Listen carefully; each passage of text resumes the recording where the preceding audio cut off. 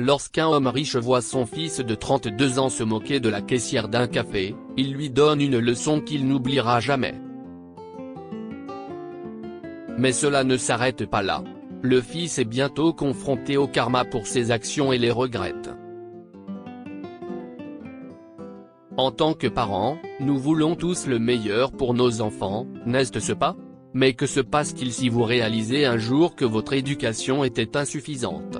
Et si vous vous rendez compte que donner à votre enfant le meilleur de tout ne valait pas la peine?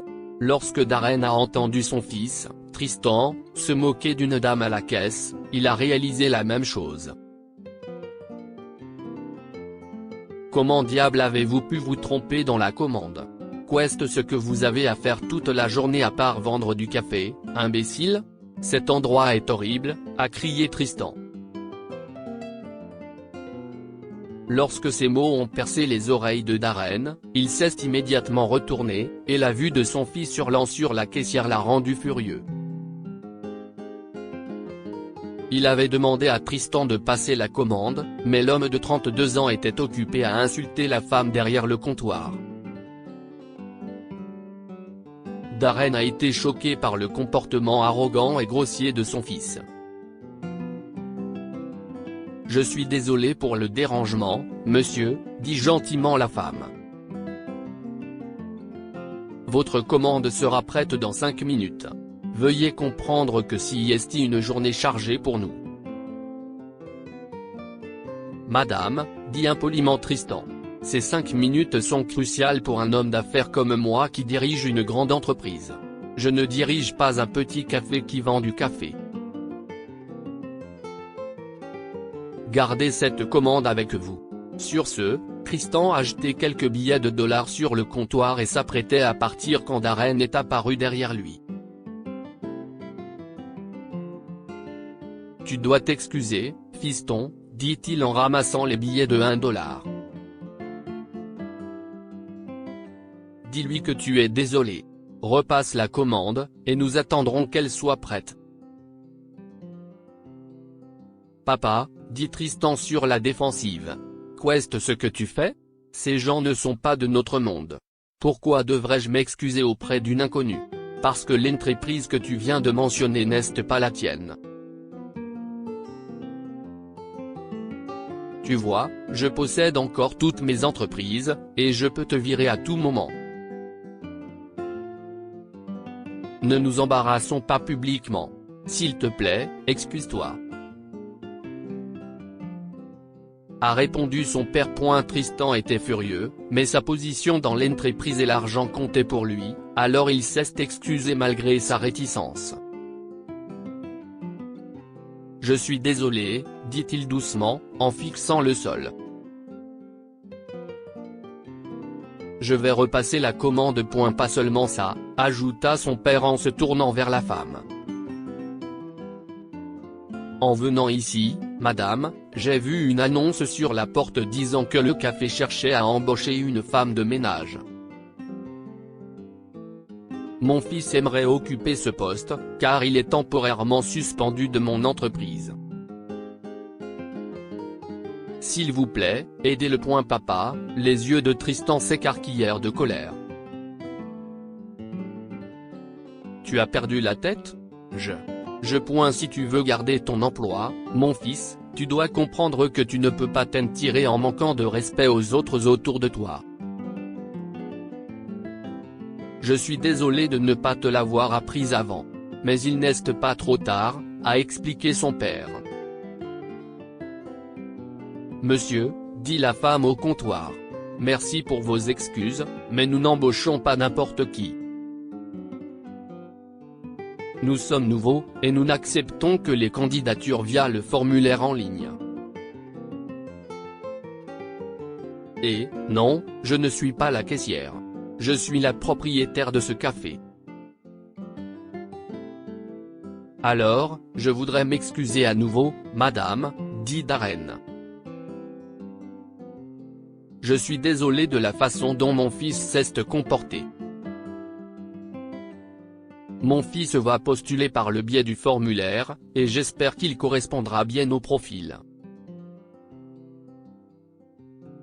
Tristan était contrarié, mais s'il voulait récupérer son emploi, il ne pouvait pas aller contre la décision de son père. Sachant qu'il n'avait pas le choix, il a postulé pour le poste de concierge. À son grand désarroi, il a été embauché. Cette femme se venge de moi, a grommelé Tristan alors que le superviseur lui montrait la salle des fournitures de nettoyage lors de son premier jour de travail. Assurez-vous que le nettoyage soit fait tous les jours avant l'ouverture du café, lui a dit son superviseur. J'espère que si est clair. Tristan a hoché la tête, puis s'est mis à la tâche. Il balaya l'ensemble de l'établissement, passa la serpillière et nettoya les fenêtres. Le travail était épuisant, et il commençait à regretter sa colère envers la propriétaire chaque jour où il devait se présenter. Ah, c'était juste une mauvaise commande. Je n'aurais pas dû réagir de façon excessive. Se dit-il. Avec le temps, Tristan a changé. Il réalisa qu'il avait tort de se moquer du propriétaire pour quelque chose d'aussi insignifiant qu'une commande mal placée. Mais ce n'était pas tout. Au cours des mois où Tristan a travaillé au café, il a réalisé qu'il ressentait plus que de la culpabilité pour avoir manqué de respect à la propriétaire. Il avait commencé à l'apprécier. Il avait développé des sentiments forts pour elle. Suzanne était douce, charmante, extrêmement polie et serviable. Quelle que soit la façon dont Tristan la traitait, elle ne lui répondait jamais grossièrement. Et elle était si belle que Tristan ne pouvait s'empêcher de tomber amoureux d'elle. À l'époque, il n'était qu'un concierge travaillant sous ses ordres. Sortirait-elle avec un homme de ménage ? Se demandait Tristan. Il n'était pas sûr. Mais il avait son air charmant. Ça marcherait sûrement, pensait-il. Alors, que faites-vous après le travail ?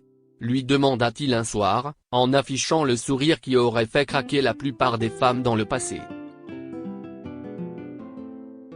Mais Suzanne ne l'a même pas regardé. Je dois aller quelque part. Veuillez m'excuser, répondit-elle. Oh d'accord, nous prendrons le temps de prendre un café un autre jour. A chuchoté Tristan, et elle l'a entendu. Je ne suis pas d'accord. Pas n'importe quand. Désolé. Elle prit précipitamment ses affaires et quitta le café, laissant Tristan abasourdi. Aucune femme ne l'avait jamais rejeté. Et cette femme ne l'a même pas regardé avant de le rejeter ? Tristan n'y croyait pas.